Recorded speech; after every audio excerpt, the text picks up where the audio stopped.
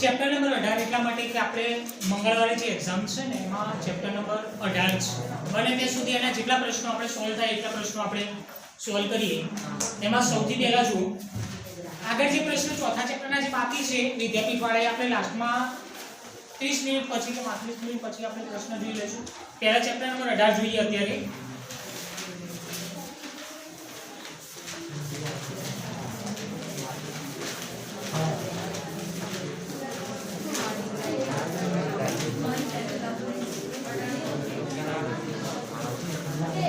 Chapter number 18 page number 146 ઉપર લખવાનું નથી કશું ખાલી બેન આપજો આ બાજુ।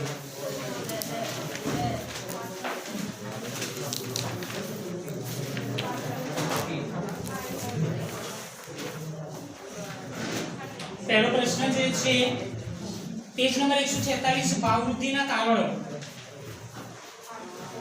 ભાવવૃદ્ધિના કારણો પ્રશ્ન ભાવવૃદ્ધિ મીન્સ કે ભાવ વધારો એના મુખ્ય કારણો શું છે? કયા કારણોસર ચીજવસ્તુઓના ભાવ વધે છે? કયા કારણોસર ચીજવસ્તુઓના ભાવ વધે છે? એમાં ભાવ વૃદ્ધિ માટે બે પરિબળો જવાબદાર છે।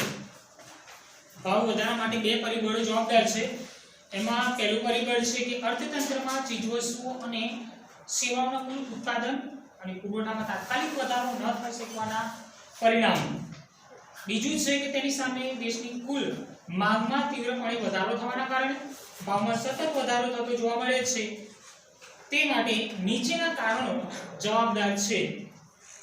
બે પરિબળમાં સૌથી પહેલું પરિબળ જોઈએ કે ચીજવસ્તુ કોઈ પણ ચીજવસ્તુના ભાવ કઈ રીતે વધે।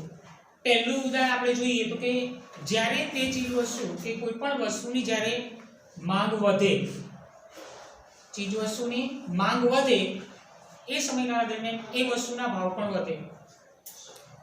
કોઈ પણ ચીજવસ્તુની જ્યારે માંગ વધે છે ત્યારે એ વસ્તુના ભાવ વધે છે એટલે એની કિંમત વધે છે।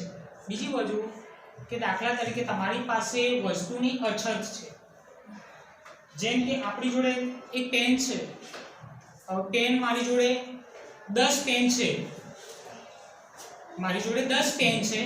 હવે 10 પેન ખરીદવાવાળાની લોકોની સંખ્યા જોઈએ તો 20 જણાને 10 પેન, આ 10 પેન જે છે એ 20 જણા લોકો માંગે છે। હવે મારે 20 જણાને આ 10 પેન આપવાની, મારી જોડે તો 10 જ પેન છે। હવે 20 લોકોને કેમ હું આપીશ? તો આ 10 પેન જે છે આની જે કિંમત છે એમાં હું જો વધારો કરી દઈશ તો આપોઆપ માંગવાવાળા લોકોની સંખ્યા કદાચ જો ઘટે તો ચીજવસ્તુઓના ભાવ શું કરવામાં આવે? વધારવામાં આવે। કે માંગવાવાળા લોકો, ખરીદવાવાળા લોકોની સંખ્યા વધારે હોય ત્યારે માંગ પણ વધે છે એટલે કે ભાવ પણ વધે છે।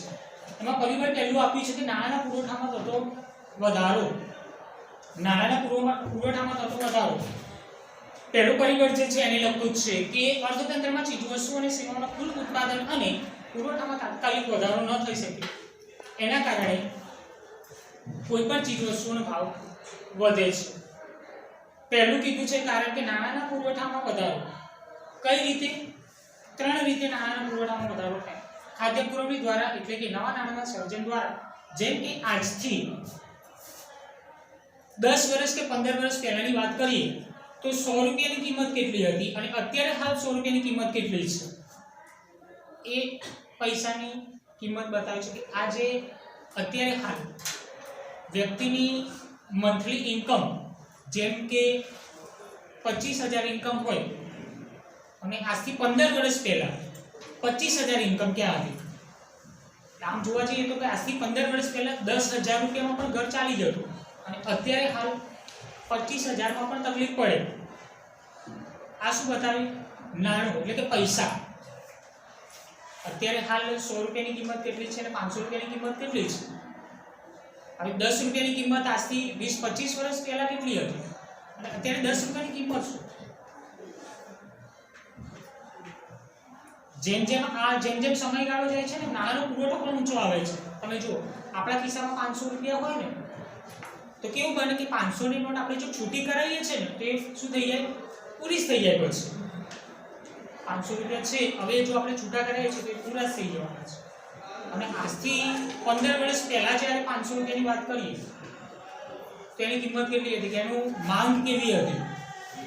પહેલા આપણે 15 વર્ષ પહેલા 10 રૂપિયા ખિસ્સામાં હોય, 15-20 વર્ષ પહેલા એ વખતે અત્યારે 10 રૂપિયા કઈ ના કહેવાય, 50 રૂપિયા, 100 રૂપિયા, 500 રૂપિયા. અને જ્યારથી આ નોટબંધી ને થયું એ પછી તો જો 500 રૂપિયા, એમાં બી એક નોટ 2000 રૂપિયાની નોટ. હવે એની માંગ કેવી? એક ગુલાબી નોટ. અને પહેલા કેવું હતું? 1000 ની નોટ, 1000 ની બે નોટ, ત્યારે 2000 બને, અત્યારે 2000 ની એક નોટ. એક વસ્તુ યાદ રાખો કે જેમ જેમ ચલણ જે કહીએ ને એ ચલણ મોટું હોય એ પ્રમાણે ભ્રષ્ટાચાર બી વધે. બધી જ રીતે દેશની પ્રોપર્ટી ઇન્કમમાં પણ નુકસાન થાય. કઈ રીતે આગળ આવશે ટોપિક કે ભ્રષ્ટાચાર થઈ શકે કઈ રીતે? દાખલા તરીકે કોઈ વ્યક્તિ છે એ પોતે 2000 રૂપિયા જે છે એ 2000 ની નોટોનો સંગ્રહ પૂરી કરે, 2000 ની નોટોની સંગ્રહખોરી કરે છે. હવે એક વ્યક્તિ છે, એવા તો ઘણા બધા લોકો હશે. હવે એક જ નોટ છે, હવે 2000 ની નોટની વાત કરો, એક 500 ની નોટ અને સામે 2000 ની નોટ, કેટલો વધારો થઈ ગયો. હવે એ બધી નોટોનો સંગ્રહ કરે છે, કાળા બજાર કરે છે, કંઈ પણ છુપાવી રાખે, મીન્સ કે એ લોકો ટેક્સ ભરતા નથી. તો એવી કેટલી નોટો હશે 2000 ની? ભ્રષ્ટાચાર ને કાળા બજાર જેટલું નામ ઊંચું હોય એટલું વસ્તુ થાય. વિદેશમાં ને બધી જગ્યાએ જો ચલણ નીચું, દાખલા તરીકે નાનામાં નાની નોટ કે રીતે સિક્કા ને એના ઉપર ચાલે. વિદેશમાં તો સિક્કા ઉપર બી ચાલે. એટલે કે નાણાંના પુરવઠામાં વધારો આ જ વસ્તુ બતાવે છે કે જેમ ચલણ જેમ ઉપર ગઈ, બેંક, લોન, વ્યાજ દર આ બધી જ વસ્તુઓમાં આવશે. આ બધું જ ભાવ વધારાને અસર કરે. બીજું એમ કે છે કે નાણાંના ચલણ વેગમાં વધારો એટલે કે નાણાં લેવડ દેવડ, પૈસાની લેવડ દેવડ એટલે કે આપલે. સાત વિસ્તરણ એટલે કે લોન, બેંકમાં વ્યાજની મળે છે તે, એનો દર ઘટાડે. અર્થતંત્રમાં નાણાંનો પુરવઠો વધે, લોકો પાસે આવક વધે, ખરીદ શક્તિ વધે, ચીજવસ્તુ અને સેવાની અસરકારક માંગ વધે, પરંતુ તેની સામે કુલ પુરવઠામાં વધારો થતો નથી. તેથી ભાવ વૃદ્ધિ થાય છે. પુરવઠામાં મેં તમને કીધું મારી જોડે 10 જ પેન છે, ભલે માંગવાવાળા લોકો 20 છે, આ 10 ની 10 જ થશે. આ 10 પેન મારે વેચવી છે એટલે હું ભાવ વધારો કરીને જ વેચીશ. હું 10 ની 11 પેન પણ નહીં કરું, 12 પણ નહીં કરું. ચીજવસ્તુ જે છે માંગમાં વધારો થાય છે, પ્રોડક્શન વસ્તુમાં કોઈ વધારો કરવામાં આવતો નથી. મારે જે વસ્તુ વેચવાની છે, વસ્તુ મારી પાસે છે, જેમ કે પેન, તો આ પેનમાં હું કોઈ પણ જાતનો વધારો નહીં કરું. પેન તો મારી જોડે જે છે એ જ છે. સામે માંગવાળા લોકો ભલે વધારે હોય, મારે પેન વેચો, જેટલા માંગવાળા લોકો વધારે છે એટલા હું વધારે કિંમત મને આ પેનની મળશે. જેટલી ડિમાન્ડ વધારે હોય એટલો તમને વસ્તુનો ભાવ પણ મળે. સરકારની યોજનાકીય અને બિન યોજનાકીય ખર્ચને પહોંચી વળવા માટે ખાદ્ય પુરવઠાની નીતિ અનુસાર નવા નાણાંના સર્જન કરીને નાણાંનો પુરવઠો વધારે. સરકારના વહીવટી ખર્ચા, બિન યોજનાકીય ખર્ચા, સંરક્ષણ ખર્ચામાં થયેલા વધારા, કલ્યાણકારી યોજનાઓ, ઉત્સવના ખર્ચા, જાહેર ખર્ચા, ખાનગી ખર્ચા, બજારમાં નાણાંનો પુરવઠો એકદમ વધે, ખરીદ શક્તિ વધે, ભાવ સપાટી ઊંચી લઈ જાય. આમ ખરીદ શક્તિમાં વધારો ભાવ વૃદ્ધિનું કારણ છે. દાખલા તરીકે હમણાં તમે જુઓ, આપણે લોકડાઉન એ બધું ચાલતું કે કોઈ પણ ચીજ વસ્તુ તમે જુઓ કે પબ્લિક એમ કે 4 દિવસ સુધી બજાર બંધ, તો પબ્લિક કેટલી વસ્તુ ખરીદતી. તમે જુઓ કરિયાણાની દુકાને જાઓ, શાકભાજીની લારી કે કઈ પણ જગ્યાએ જાઓ, એટલી બધી ભીડ કે જ્યારે ફરીથી વસ્તુ મળવાની જ ના હોય. કીધું છે 2 દિવસ સુધી સંપૂર્ણ લોકડાઉન છે, કે સંપૂર્ણ કર્ફ્યુ છે. 2 દિવસ સુધી બધું કરિયાણાની દુકાન, શાકભાજી કંઈ મળવાનું નથી. ખાલી 2 દિવસનું કીધું છે. એ દિવસ તો પાછું સાંજે તમે જુઓ તો માર્કેટમાં કીધેલું છે કે ભેગા થવાનું નથી. એ દિવસે માર્કેટમાં કરિયાણાની દુકાન જાઓ કે શાકભાજી ત્યાં જાઓ, પબ્લિક એટલી બધી ભેગી થઈ ગઈ કે જાણે ફરીથી વસ્તુ મળવાની જ નથી. એના કારણનો ફાયદો પણ ઉઠાવશે પેલા લોકો. જ્યારે વસ્તુ શાકભાજીની વખતે તમે જો ભાવ કેટલા લઈ લેતા એ વખત બમણો ભાવ લેતા અને વસ્તુ વેચે. લોકો પાછા બ્લેકમાં બી વેચે કે આ વસ્તુ કે અહીંયા નથી, કે આપણે ઘરે મળે છે, આવી જતો ગમે ત્યારે, પણ પૈસા ચાર્જ લાગશે એનો અલગ. એટલે આ વસ્તુ જે છે ખરીદવાળા લોકો વિચાર્યા વગર ખરીદી કરે છે, જેના કારણે વસ્તુ જેને જોઈએ છે એને વસ્તુ મળતી નથી. આપણે દાખલા તરીકે હું તમને સામાન્ય ઉદાહરણ આપું કે જે ગરીબ વ્યક્તિ છે એ ગરીબ જ શા માટે છે અને પૈસાવાળી વ્યક્તિ છે એ જ આગળ આવે છે. મેં તમને કીધું કે જે લોકોની મંથલી ઇન્કમ જે છે, દાખલા તરીકે 10,000 પગાર ગરીબનો છે, હવે સરકાર કે કંપની વાળો એ 10,000 પગારનો એ ગરીબ વ્યક્તિનો પગાર 15,000 રૂપિયા કરી દે, બરાબર? તો એનો જે 5000 રૂપિયા જે વધારો થયો ને એ તો એ ભાવ વધારો થશે એમાં એના 5000 વપરાઈ જશે, જેમ જેમ ભાવ વધવાના છે એમ એનો એ તો 10000 ઉપર જ છે, એ તો ક્યારે આગળ આવતો નથી, કેમ કે આ ભાવ વધારો છે એ ક્યાંય સ્ટોપ થતો નથી. દાખલા તરીકે કોઈ ગરીબ વ્યક્તિ હોય કે કોઈ પૈસાવાળી વ્યક્તિ હોય દુકાનમાં ખરીદી કરવા જશે, દાખલા તરીકે એક અમૂલ ગોલ્ડ છે દુકાનમાં લેવા માટે જાય 26 રૂપિયા કે 25 રૂપિયા જે કિંમત હોય, ગરીબ જશે દુકાનમાં તો પણ એને એ જ ભાવ આપવાનો છે, પૈસાવાળી વ્યક્તિ એ દુકાનમાં લેવા જશે એને પણ એ જ કિંમત ચૂકવવાની છે, એ બંનેમાં કંઈ ડિફરન્સ છે નહીં. નુકસાન કોને છે? પેલી વ્યક્તિનું. આ વસ્તુ કે જેને જોઈએ છે એને વસ્તુ મળતી નથી, બીજાના કારણે એ વ્યક્તિને ભાવ વધે. મેં તમને નથી કે મારી જોડે 10 પેન છે ને તો હું કિંમત વધારી દઈશ એટલે મારે આપોઆપ પેલા લોકો જે લોકો ખરીદવાની તાકાત નથી લોકો તો આપોઆપ બેસી જશે એટલે પાછા એમાં ડાઉન થઈ જશે કે મારી આ પેનની કિંમત હું વધારી દઈશ એટલે જેની જોડે પૈસા છે એ લેશે, બીજા બધા આપોઆપ ઘટી જશે ખરીદવા. એટલે આમ ચીજ વસ્તુના ભાવ જે છે એની વૃદ્ધિ થાય છે એટલે કે ભાવ વધે છે. બીજું બેંક વિશે તમને કીધું એ પ્રમાણે કે બેંક દ્વારા ધિરાણ પર વ્યાજ દર ઘટાડે એટલે કે બેંકો જે રોકડ લેવડ દેવડ જે છે બેંકો જે ઓછા વ્યાજની લોન ને બધું આપે છે એના કારણે પણ સસ્તી લોન આ બધી સહાય આપે એના વ્યાજ દર લોન તો ચલો મળી જાય બેંકો દ્વારા પણ એના વ્યાજ તમે ગણતરી કરવા જાઓ બરાબર.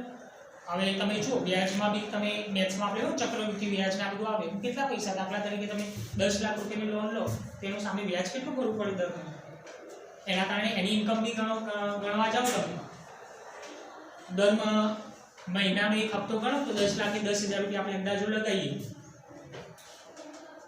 પછી કેટલા ટાઈમની તમારે લોન પૂરી કરવાની છે એના ઉપર, એટલે એ ઇન્કમ બી એક ભાવ વૃદ્ધિનું કારણ બને. બીજું એક કારણ છે વસ્તી વધારો.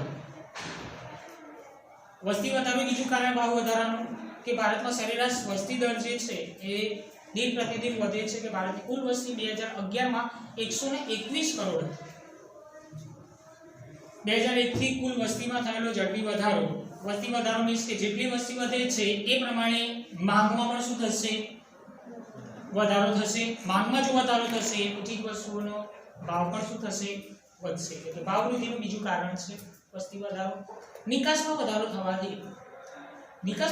થવાથી મીન્સ કે વિદેશી બજારમાં દેશની પેદાશોનો માંગમાં વધારો થવાના લીધે સરકાર દ્વારા નિકાસ વધારવાના પ્રોત્સાહક પગલાં કારણે નિકાસની ચીજવસ્તુઓની સ્થાનિક કે આંતરિક બજારમાં ઉપલબ્ધતા ઘટે છે. દાખલા તરીકે જે વસ્તુનું ઉત્પાદન આપણા ભારતમાં થાય છે અને ભારતમાંથી એ વસ્તુ બીજા દેશમાં મોકલવામાં આવે છે કે જે વસ્તુની વિદેશમાં માંગ છે તે બરાબર એ જ વસ્તુનો પુરવઠો આપણા દેશમાં મર્યાદિત માત્રામાં છે છતાં પણ આપણને વિદેશમાંથી આવક વધારે મળે છે. એ કારણથી લઈને આપણે એ વસ્તુ આપણા દેશમાં અછત હોવા છતાં પણ આપણે એ વસ્તુ બીજા દેશમાં પહોંચાડીએ છીએ અને આપણે અહીંયા શું કહીએ છીએ કે ચીજ વસ્તુની અછતના કારણે એ ચીજ વસ્તુના ભાવ અહીંયા વધશે. વસ્તુની અછત નથી, વસ્તુની નિકાસ આપણે બીજા દેશમાં કરી દીધી કે આ વસ્તુ આપણે બીજા દેશમાં મોકલી છે એટલે અહીંયા ઓછી થઈ ગઈ. ભારતમાં એ વસ્તુ આપણે જોઈતી હશે તો એને પૈસા વધારે આપવાના છે એટલે કે શું કર્યું? નિકાસમાં વધારો કરી દીધો. નિકાસમાં વધારો થઈ ગયો જેના કારણે પુરવઠો ઓછો પડશે એટલે ઓટોમેટિક એ વસ્તુના ભાવ શું થઈ જશે? વધી જશે.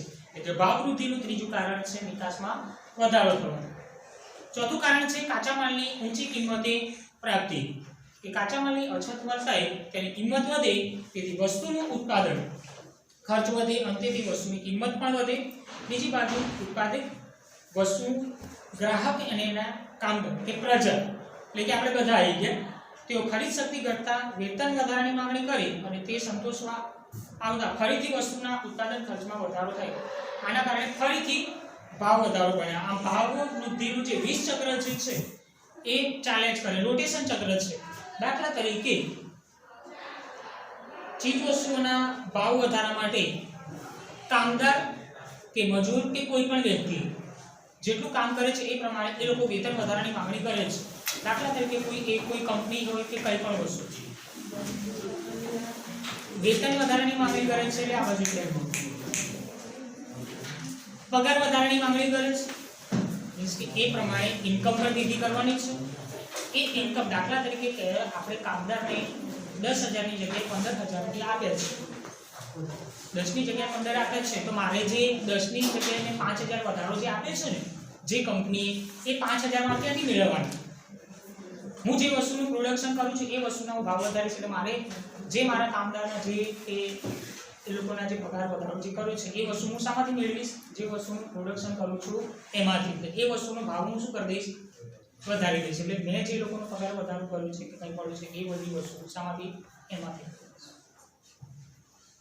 એટલે કાચા માલની ઊંચી કિંમતે પ્રાપ્તિ. ત્યાર પછી બિન નોંધાયેલ નાણાંનું ચલણ મીન્સ કે બ્લેક મની, કાળું નાણું.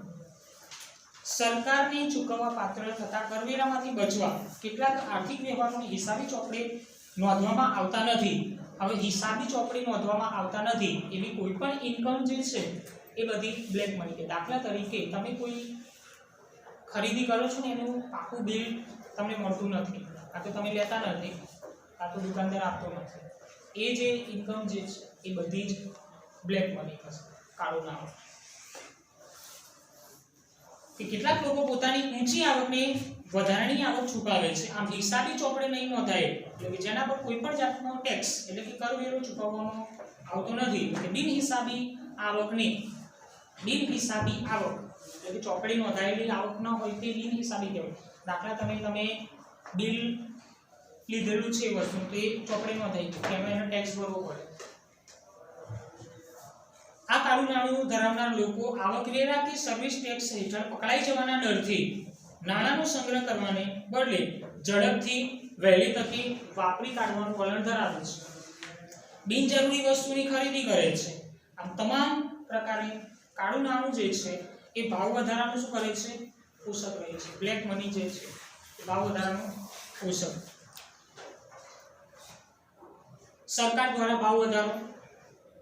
સરકાર વખત વહીવટી આદેશ બહાર પાડીને પેટ્રોલિયમ પેદાશો, અન્ય ચીજ વસ્તુઓ છે, કૃષિ પેદાશો છે, ખાદ્ય પુરવણીના જે દર છે એમાં નાણાંનો પુરવઠો વધે છે, જેના કારણે ભાવ વધારો થાય છે. આમ સરકાર જ ભાવ વધારાને જન્મ આપે છે. સરકાર જ ભાવ વધારાને જન્મ આપે છે. જેમ કે પેટ્રોલિયમ પેદાશની તમે વાત કરતા અત્યારે હાલ તમે જોવા જઈએ તો પેટ્રોલની કિંમત કેટલી છે અત્યારે હાલ? કેટલું છે? 83 રૂપિયા લીટર પેટ્રોલની કિંમત. એની સરખામણીમાં તમે જુઓ કે લોકોની રોજગારીની વાત કે કઈ પણ વસ્તુની વાત કરવા જાઓ એની સરખામણી આ તો ભાવ વધારો જ કહેવાય ને. 83 એટલે ક્યાં કહેવાય પેટ્રોલની કિંમત?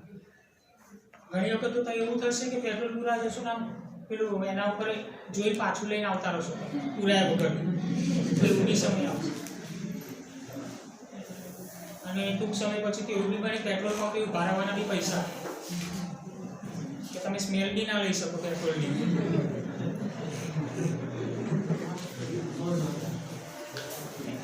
પેટ્રોલિયમ પેદાશો છે. બીજી વસ્તુ છે કે કોઈ પણ પ્રોડક્ટ વસ્તુ એની અછત બતાવીને કે એ વસ્તુનો ચીજ વસ્તુનો સંગ્રહખોરી કરીને એ વસ્તુના ભાવ વધારવામાં આવે છે. સરકાર એક ભાવ વધારાને પોતે જે જન્મ. દાખલા તરીકે કોઈ પણ સરકાર જે છે એની જે ઇન્કમ જે છે એ પબ્લિકમાંથી જ મળવાની છે. દાખલા તરીકે કોઈ પણ પાર્ટી પક્ષ કે કોઈ પણ હોય એ કોઈ પણ કાર્ય જે કરે છે એની ટોટલી ઇન્કમ પોતાના ખિસ્સાના ના હોય. કોના હોય પૈસા? પોતાની જે આપણે ટેક્સ જે ઇન્કમ આપણી જે છે એ જ પૈસા વાપરવાના છે. કે ટોટલી જે ખર્ચા જે છે એ બધા પબ્લિકના માથે જ આવવાના છે. દાખલા તરીકે આપણે આંદોલન કરો, તમે ચલો હુલ્લડ કરો, બીઆરટીએસ તોડી નાખો, બસ સ્ટેન્ડ તોડી નાખો, આ બધો જે ખર્ચો જે થશે પછી એનું બધું ખર્ચો કોના માથે આવે?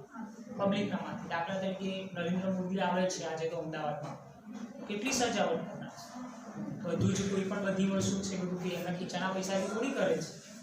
આપણે જે ટેક્સ ભરીએ છીએ, કરવેરો ભરીએ, આપણે જે વધારે એ બધું પબ્લિકના માથેથી જ લેવાનું છે. એટલે સરકાર પોતે જે છે એ પોતે જ ભાવ વધારાને જન્મ આપે છે. તો ઘણા કારણો એવા પણ છે કે સરકાર પોતે જ ભાવ વધારા માટે જવાબદાર છે. કુદરતી પરિબળો જે છે એના કારણે પણ વસ્તુનો ભાવ વધે. કઈ રીતે? કે અતિવૃષ્ટિ, અનાવૃષ્ટિ, ધરતીકંપ, રોગચાળો ફાટી નીકળે, આંદોલન, હડતાલો, આ બધા જ કારણોસર કોઈ પણ પરિસ્થિતિને ધ્યાનમાં રાખીએ તો કે માનવીય પરિબળોને કારણે કોઈ પણ વસ્તુ ઉપર પુરવઠાની વિપરીત અસર પડે, પુરવઠો ઘટે તેની સામે નાણાંનું પ્રમાણ સ્થિર રહેવાથી ચીજ વસ્તુઓ માંગના દબાણથી ભાવ સપાટીમાં વધારો થાય છે. દાખલા તરીકે કોઈ આંદોલન થાય કે તોફાન થાય કે ભૂકંપ આવે કે કોઈ પણ સમયગાળા દરમિયાન એ સમયગાળા દરમિયાન વસ્તુની માંગ વધે. દાખલા તરીકે ભૂકંપ આવે છે, ઘણા બધા લોકોને નુકસાન થાય છે, ઘણી બધી કંપનીઓ છે, પ્રોડક્શન છે, વસ્તુ છે, બીજા દેશમાંથી લોકોને એકબીજા સુધી પહોંચાડવામાં આવે. એ સમયગાળા દરમિયાન લોકો સુધી બધી વસ્તુ પહોંચાડવામાં આવે છે, છતાં પણ જરૂરિયાત મુજબ વસ્તુ લોકો સુધી પહોંચે નહીં. એ સમયગાળા દરમિયાન તમને કીધું એ પ્રમાણે એ ચીજ વસ્તુના ભાવ વધી જાય, કેમ કે લોકો જોડે વસ્તુ છે જ નહીં અને એ વસ્તુની માંગ જ્યારે વધે છે ત્યારે આવી કુદરતી આફતોવાળી પરિસ્થિતિ વખતે પણ ચીજ વસ્તુના ભાવ વધે છે. એના પછી એ દાણચોરી, સંગ્રહખોરી અને કાળા બજાર. દાણચોરી મોસ્ટ આઈએમપી. દાણચોરી પૂછાઈએ પેલો શબ્દ સમજાવો એ પ્રશ્ન આવે છે તમારે. દાણચોરી, દાણચોરી, સંગ્રહખોરી અને કાળા બજાર શબ્દ ત્રણે અલગ અલગ છે. કેટલીક વખત એવું થાય કે આયાત જકાતના ઊંચા દરોને કારણે તેમજ અમુક ચીજોની આયાત પર નિયંત્રણ કે નિકાસના પ્રતિબંધના લીધે જકાત કરવાના ઈરાદે ચોરી છુપીથી કરવેરા નહીં ભરેલું વિદેશી માલસામાન દેશમાં ઠલવાય છે, તેને દાણચોરી કહેવાય છે. દાખલા તરીકે ટેક્સ.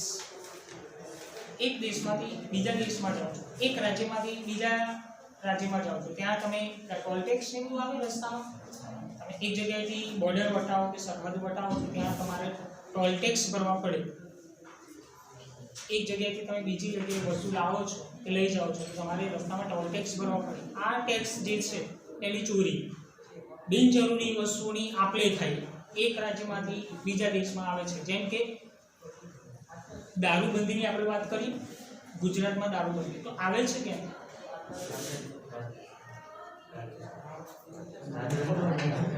પણ એ તો રાજ્ય અલગ થઈ ગયું. ગુજરાતમાં આવ્યું ક્યાંથી? બીજા રાજ્યમાંથી આવ્યું. કઈ રીતે આવ્યું? રસ્તામાં બોર્ડર તો આવી જશે. દાણચોરી થઈ, ટેક્સ પૈસા આપીને જાય ને લોકો. દાણચોરી કે પૈસા આવી ઘણી બધી પ્રોડક્શન કે ઘણી બધી વસ્તુઓ છે એક જગ્યાએથી બીજી જગ્યાએ લાવવા માટે પૈસા એટલે કે દાણચોરી જે થાય છે, ખોટી રીતે માલ સામાન એક જગ્યાએથી બીજી જગ્યાએ ઠલવાય છે, આ છે દાણચોરી છે. બીજું કે ભવિષ્યમાં ભાવ વધવાનો છે. મેં તમને હમણાં કીધું એ પ્રમાણે જુઓ આગાહી શું છે. જુઓ ભવિષ્યમાં ભાવ વધવાના છે એવી અટકળો કે એવી અફવાના કારણે ભવિષ્યમાં ભાવ વધારાનો લાભ ઉઠાવીને તેની સામે રક્ષણ મેળવી શકે તેથી સમાજના બધા જ વર્ગો, વેપારીઓ, ઉત્પાદકો, ગ્રાહકો વસ્તુનો જથ્થો શું કરે છે? વધારે પ્રમાણમાં એનો સંગ્રહ કરી દે છે. પરિણામે તે વસ્તુના પુરવઠા પર દબાણ આવે ત્યારે કૃત્રિમ અછત ઊભી થાય છે અને બજારમાં ખૂબ જ ઊંચા ભાવો પડાવીને નફાનો ગાળો વધારીને પ્રજાનો ગેરલાભ ઉઠાવવામાં આવે છે, જેને નફાખોરી કહે છે. મેં તમને કે બિનજરૂરી વસ્તુની ખરીદી કરી દીધી છે, જેટલી જરૂર નથી આજુબાજુવાળાની આપણે ખરીદી લીધી. બિનજરૂરી વસ્તુ જેટલી જરૂર નથી એના કરતાં પણ વધારે વસ્તુની ખરીદી કરી છે, સંગ્રહ કરી. દાખલા તરીકે ગોડાઉન, કોલ્ડ સ્ટોરેજ. ગોડાઉન છે, કોલ્ડ સ્ટોરેજ છે, આ બધી જગ્યાઓ ઉપર વસ્તુનો શું કરવામાં આવે? સંગ્રહ કરવામાં આવે છે વસ્તુનો. આ વસ્તુનો સંગ્રહ કરેલો છે. દાખલા તરીકે હું તમને વાત કરું તો સિંગ તેલના ડબ્બાની કિંમતની વાત કરીએ આપણે તો મગફળીનું ઉત્પાદન આ બાજુ આ જોવે છે લોકો, મગફળીનું ઉત્પાદન ઓછું થયું છે જેના કારણે બજારમાં સિંગ તેલના ડબ્બાના ભાવ કે એની કિંમતમાં વધારો કરે છે સરકાર. કારણ શું? દાખલા તરીકે એનું કારણ છે સંગ્રહખોરી. સંગ્રહખોરી કઈ રીતે? દાખલા તરીકે મોટા વેપારીઓ જે છે, મોટા વેપારીઓ જે લોકો કોલ્ડ સ્ટોરેજ કે પોતાના ગોડાઉનમાં એ વસ્તુઓ મૂકી રાખે છે એટલા માટે કે દાખલા તરીકે એની કિંમત દાખલા તરીકે 2500 રૂપિયા છે, બરાબર? એક ડબ્બાની કિંમત 2500 રૂપિયા છે અત્યારે હાલ. હવે જાહેરાત સરકાર કેવી કરે છે કે મગફળીનું ઉત્પાદન ઓછું થયું છે એના કારણે સિંગ તેલની કિંમતમાં વધારો કરવામાં આવશે, પ્લસ કરી દીધું. એટલે કે કેટલા ભાવ કરી દીધા? કે 2600 રૂપિયા થઈ જશે. હવે કોલ્ડ સ્ટોરેજમાં કે ગોડાઉનમાં જે લોકો સંગ્રહ કરી રાખે છે એ લોકો જ્યારે 2500 રૂપિયા ભાવ હતો ત્યારે એ લોકો બજારમાં વેપારી સુધી આ વસ્તુ પહોંચાડતા નથી. બજારમાં વસ્તુ પહોંચાડતા નથી કે આ વસ્તુની અછત છે. આ લોકો બજારમાં ક્યારે વસ્તુ પહોંચાડશે કે જ્યારે એ વસ્તુનો ભાવ વધશે. હવે 2500 ની જગ્યાએ 2600 રૂપિયા થઈ ગયા ત્યારે એ લોકોને ગોડાઉનમાં જ્યારે આ કિંમતની વસ્તુ એ લોકો ભેગી કરી હતી એ બધી વસ્તુ એ લોકો જ્યારે ભાવ વધશે ત્યારે માર્કેટમાં લાવશે. ઓલરેડી વસ્તુ છે એ વસ્તુને એમણે શું કરી રાખ્યું તો સંગ્રહ કરી રાખ્યો. એમને ફાયદો ક્યારે થશે? હવે એક દબાએ એમને કેટલો ફાયદો થયો અહીંયા જુઓ, ફાયદો થઈ ગયો 100 રૂપિયાનો. હવે તમે જુઓ એવા કેટલા દબાએ લોકોએ ભેગા કર્યા હશે. એક જ વેપારી નહીં હોય એવા તો કેટલા બધા હશે. હવે એ લોકોએ આ રીતે ફાયદો ઉઠાવી લીધો. હવે એ લોકોએ આ વસ્તુ સંગ્રહ કરી રાખી હતી એના કારણે વસ્તુના ભાવ સરકારે વધારવા પડે. એ પ્રમાણે મેં તમને આગળ પણ સરકાર પણ ભાવ વધારાની શું કરે છે? જન્મ આપે છે. એક 20 ચક્ર કહીએ ભાવ વધારવાનું, 20 ચક્ર શું છે? ચાલ્યા જ કરે છે. એટલે કે આ સંગ્રહખોરી છે. કાળા બજાર છે. તો કાળા બજારની વાત કરીએ તો કઈ રીતે કાળા બજાર કઈ રીતે? દાખલા તરીકે વસ્તુની કિંમત જે છે એ કિંમત જે છે એના કરતાં તમારે વધારે કિંમત ચૂકવવી પડે એ કાળા બજાર કહેવાય. કઈ રીતે? દાખલા તરીકે અત્યારે તો ઓછું કેમ કે અત્યારે તો ઓનલાઈન ને બધું થિયેટર બુકિંગ ને બધું હવે તો ઓનલાઈન થઈ ગયું. આજથી 10-15 વર્ષ પહેલાંની વાત કરીએ તો પિક્ચરની ટિકિટ બી બ્લેકમાં મળતી. બ્લેકમાં મીન્સ કે પિક્ચર બતાવે છું, તમે ટિકિટ લેવા જાઓ દાખલા તરીકે આપણું ફૂલ ફેમિલી ગયું પિક્ચર જોવા, 5 જણા પિક્ચર જોવા ગયા હોય ત્યાં જઈએ તો હાઉસફુલનું બોર્ડ વાગી ગયું. હવે અમે લોકો 5 જણા પિક્ચર જોવા ગયા હોય આપણે તો ત્યાં જઈને પાછા તો નથી આવવાના, પણ ઓલરેડી એ ટિકિટ કે જે વસ્તુ છે એ ઓલરેડી પેલા લોકોએ ખરીદી લીધી હોય. જે લોકો બ્લેકમાં વેચતા હોય લોકો પછી સાઈડમાં તમારી તમે કદાચ પિક્ચરમાં જોયું હશે આવું સાઈડમાં તમારી જોડે આવે બોલો કેટલી જોઈએ છે ટિકિટ આપણી જોડે પડી છે બરાબર, કિંમત 50 રૂપિયા કે ચલો તમને એક ટિકિટ તમે 60 રૂપિયા 70 રૂપિયા મને આપી કેટલા જણા છે એક ટિકિટે 10 કે 20 રૂપિયાની મળતા હોય એ રીતે આ લોકો કાળા બજારનું વેચાણ કરે. જે વસ્તુની ઓરિજિનલ કિંમત છે એ વસ્તુ જે છે એ લોકો બ્લેકમાં વેચશે. આ કાળા બજાર કે આવી આ ખાલી નહીં બીજી ઘણી બધી પ્રોડક્શન છે. ઓરિજિનલ કિંમત જે છે એ કિંમત નહીં પણ એ કિંમત કરતાં તમે વધારે પૈસા આપો છો એ કાળા બજાર બતાવે છે. એટલે કે દાણચોરી, સંગ્રહખોરી અને કાળા બજાર. ત્યાર પછી ભાવ નિયંત્રણ શા માટે? એના પછી આ કારણોમાં 8 કારણો સુધી પૂરું થયું કે ભાવ નિયંત્રણ. હવે ભાવ નિયંત્રણ શા માટે છે? એના માટે કેટલીક ભાવ વધારાથી થતી અસરો આપેલી છે. હવે અસરો વિશે જે અલગ અલગ અસરો છે ભાવ વધારાથી.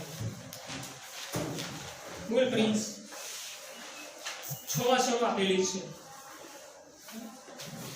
ભાવ વધારાથી નફામાં વધારો, આવકમાં વધારો, ખરીદ શક્તિમાં વધારો, ચીજવસ્તુ સેવાઓની માંગમાં વધારો, વસ્તુના ભાવમાં વધારો એ 20 ચક્ર સતત ચાલ્યા જ કરે છે. ગરીબો અને મધ્યમ વર્ગને જીવવું દુષ્કર બની જાય છે. બીજું, ભાવ વધારાથી બચત અને મૂડી સર્જનના દરમાં ઘટાડો થાય છે. જરૂરી ચીજવસ્તુઓનું ઉત્પાદન ઘટે છે. નવા ધંધા ઉદ્યોગો રોજગાર અટકી જાય છે. ત્રીજું, વિદેશી મૂડીરોકાણ ઘટે છે. આયાતી વસ્તુઓમાં વધારો થતાં મૂંડિયામણ ખર્ચાય છે જે નવી સમસ્યા સર્જે છે. ચોથું, આવશ્યક ચીજ વસ્તુઓનું ઉત્પાદન ઘટે છે, અછત સર્જાય છે, પ્રજાનું જીવન ધોરણ કથળે છે, ગરીબો વધુ ગરીબ બને છે. પાંચમું, દેશમાં ચીજ વસ્તુઓનું ઉત્પાદન ખર્ચ વધતા તે મોંઘી થતાં દેશની નિકાસી વસ્તુઓના ભાવ વધતા અને પ્રમાણમાં આયાતી વસ્તુ બજારમાં સસ્તી હોવાના કારણે દેશની નિકાસમાં ઘટાડો થતા અને આયાતો વધતા મૂંડિયામણની સમતુલા ખોરવાઈ જાય છે. આયાત નિકાસમાં અસંતુલન સર્જાય છે. છઠ્ઠું, ભાવ વધારાથી ગરીબ કે મધ્યમ વર્ગનું જીવન ધોરણ કથળે છે. જરૂરિયાત પૂરી કરવા ચોરી, લૂંટફાટ, હત્યા, ગુનાખોરી, સટ્ટાખોરી, સંગ્રહખોરી, નફાખોરી, કાળા બજાર, ભ્રષ્ટાચાર, આપઘાત જેવી અનૈતિક પ્રવૃત્તિઓ સમાજમાં સમાજનું નૈતિક અધપતન થાય છે. જો ભાવ વધારા વિશે એના વિશે તો ચલો જોયું આપણે. હવે એક પ્રશ્ન આમાંથી અને એક પ્રશ્ન અત્યારે કરાવું છે ગ્રાહકો વાળો, ભાવ વધારો અને ગ્રાહકો, બરાબર. એક પ્રશ્ન એવો પ્રશ્ન છે એટલા માટે કે ગ્રાહકો પર જે છે કે ભાવ વધારા ઉપરથી એક પ્રશ્ન આવે અને એક આમાંથી પ્રશ્ન આવશે. એક પ્રશ્ન આમાંથી લઈએ તો એક અત્યારે એવા પ્રશ્ન લઈ લો કે જે કદાચ પરીક્ષામાં તમારે મંગળવારે એક્ઝામમાં કદાચ તમને કામમાં આવે.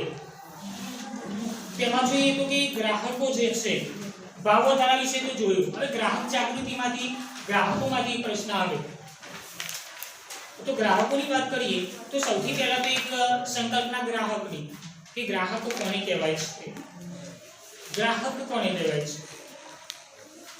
દાખલા તરીકે કોઈ પણ બજારમાં કોઈ વસ્તુની ખરીદી આપણે કરીએ છીએ, વસ્તુની ખરીદી કરીએ છીએ મીન્સ કે આપણે પૈસા આપીને વસ્તુની ખરીદી કરીએ છીએ.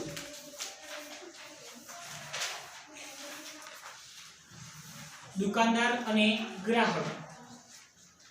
આજે દરેક વ્યક્તિ પોતે કોઈને કોઈ રીતે ગ્રાહક છે કે બજારમાં સમાન લક્ષણોવાળી અનેક બ્રાન્ડની વસ્તુઓ, અસંખ્ય વસ્તુઓ બજારમાં મળે છે.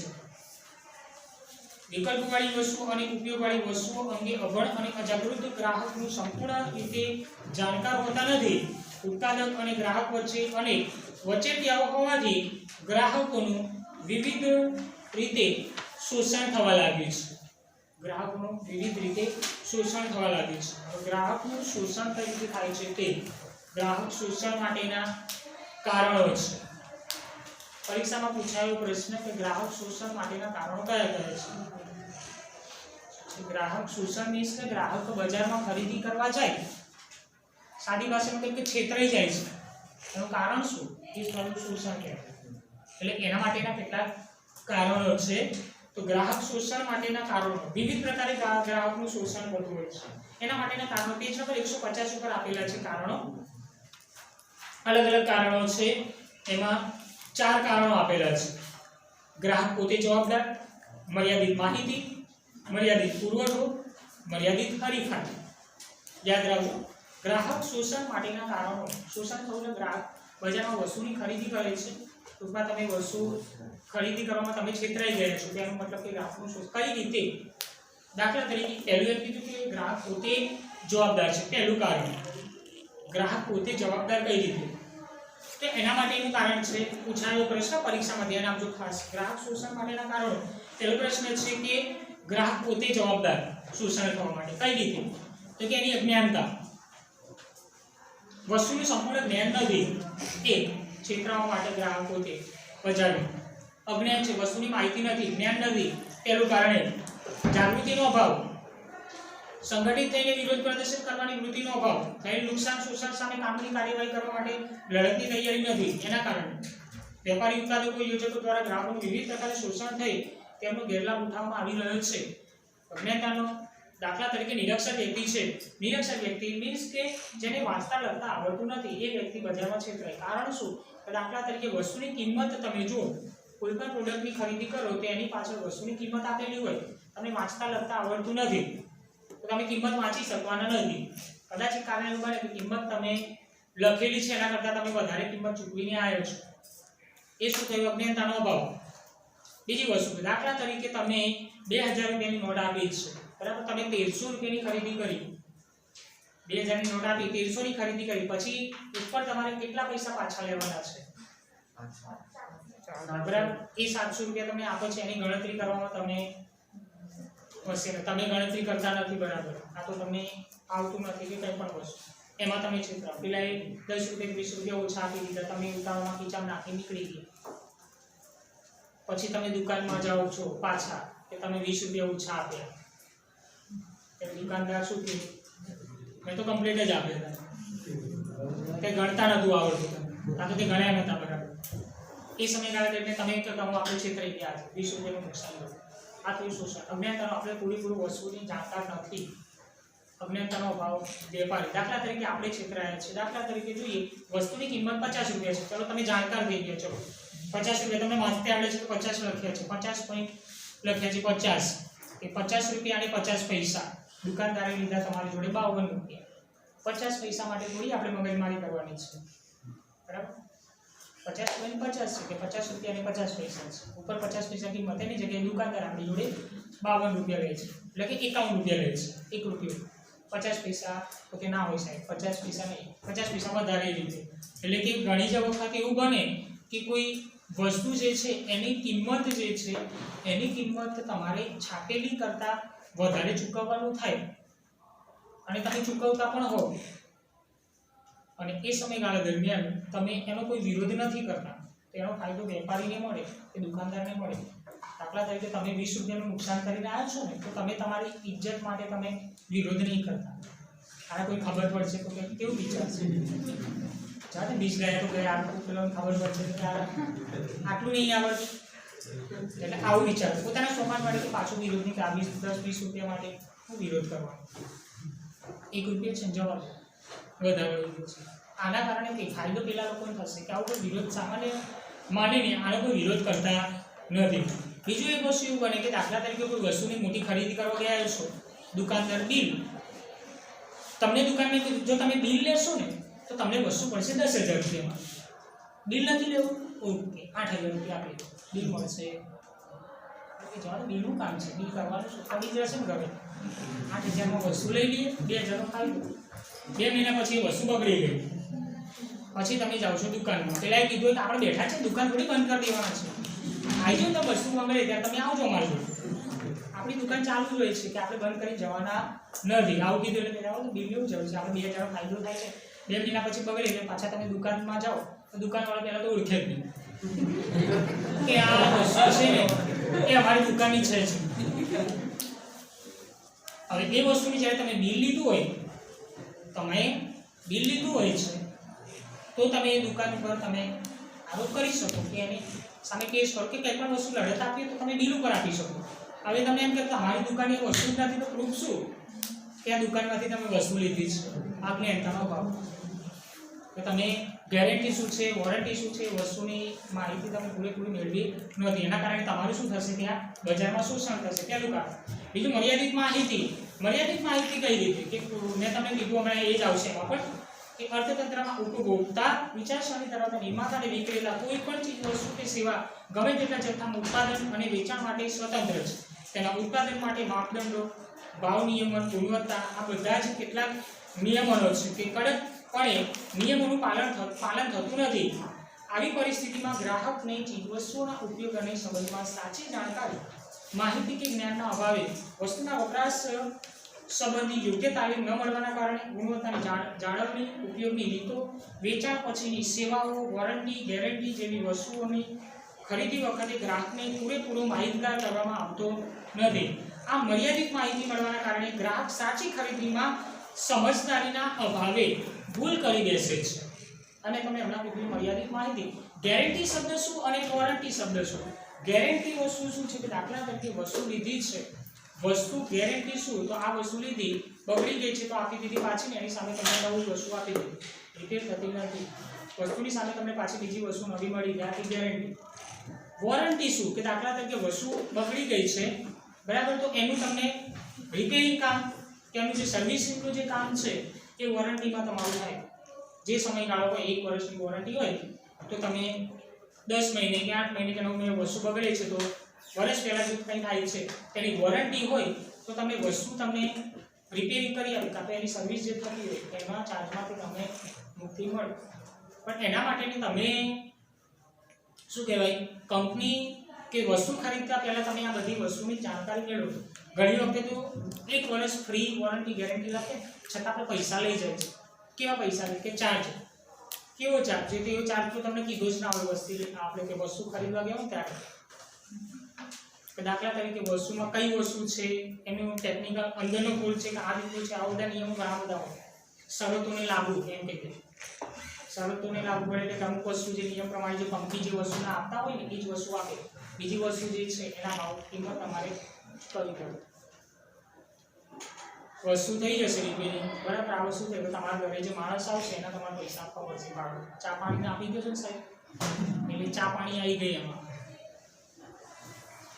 ગેરંટી વોરંટી મર્યાદિત માહિતી નથી, એના કારણે પણ ગ્રાહકનું શોષણ થાય. મર્યાદિત પુરવઠો એ હમણાં આવી ગયું છે એ પ્રમાણે સટ્ટા પૂરી પાડવું. એ મર્યાદિત પુરવઠો એટલે કે જ્યારે વસ્તુ કે સેવાની માંગ સામે પૂરતી માત્રામાં તેનો પુરવઠો નથી ત્યારે કૃત્રિમ અછત સર્જાય છે. આમ વેપારી ઉત્પાદકો, સંગ્રહખોરી, સટ્ટાખોરી, કુદરતી આફતો જેવા પરિબળોની કારણે અછત ઊભી થાય છે અને ગ્રાહક પાસેથી આવી પરિસ્થિતિમાં વધુ ભાવ મેળવીને ગેરલાભ ઉઠાવાય છે.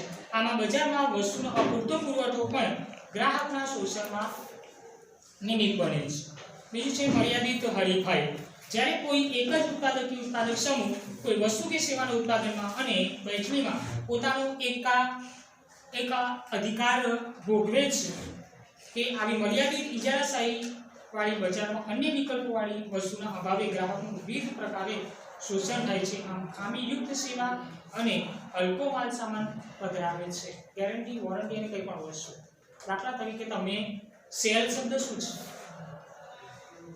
સેલ પછી બીજી વસ્તુ 199 599 499 આ વસ્તુ શું છેતરામણી માટે એક આ બધી શું છે એક લોભામણી જાહેરાતો કે એ લોકો 500 પૂરા કેમ નથી લખતા 199 જ કેમ લખે છે 199 માં 3 199 માં 3 200 માં 3 એટલે 200 લાગે પણ 199 માં આપણે કંઈ ના લાગે 1 રૂપિયો કંઈ નથી આવી લોભામણી જાહેરાતો વાંચીને આપણે વસ્તુ ખરીદવા જઈએ અને પછી જ આપણે સમયગાળા દરમિયાન આપણે છેતરાઈએ છીએ એટલે આવી બધી વસ્તુ જે છે એ એક મર્યાદિત હરીફાઈ મીન્સ કે તમારી વસ્તુનું વેચાણ મારે વસ્તુ લોકો સુધી કઈ રીતે વેચવી છે એના માટે હું સેલ કાઢીશ કે કંઈ પણ ઓફર આપીશ કે કંઈ પણ એવી લાલચ આપીશ ને કે પબ્લિક રસ્તામાં જતી હશે તો ખેંચાઈને સીધી દુકાને જ આવશે એવું વેચું મૂકવાનું કે સામેવાળી વ્યક્તિ આકર્ષાઈને આપણી દુકાને જ આવે અને વસ્તુ અહીંયાથી જ ખરીદે